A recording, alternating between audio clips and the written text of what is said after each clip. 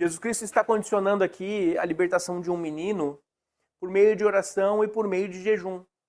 Agora, nós vemos que Jesus Cristo, ele quando desce do lugar separado que ele estava orando e buscando ao Senhor, se você prestar atenção e ler o texto todo, nós não vamos ler todo o texto aqui porque nós temos outros textos para ler, mas apenas para essa parte introdutória da nossa mensagem, você vai ver que Jesus Cristo repreende os seus discípulos.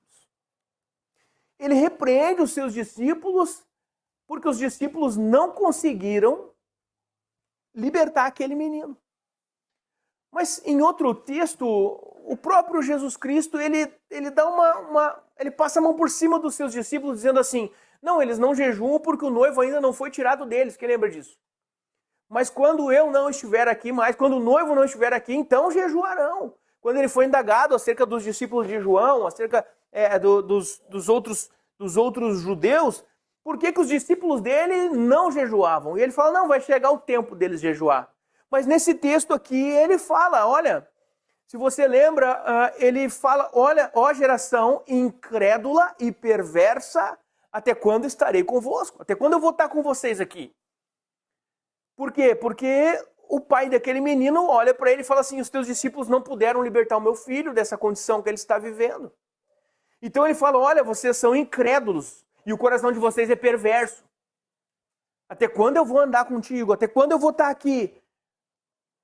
Como ele poderia, então, cobrá-los de algo que eles ainda não foram ensinados a fazer? Porque depois Jesus Cristo explica, olha, não sai senão por meio de jejum e oração. Agora, todo esse capítulo, Jesus está falando sobre fé.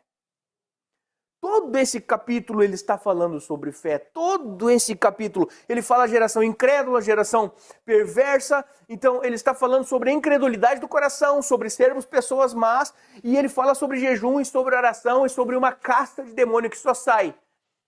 Agora, por meio de oração e jejum?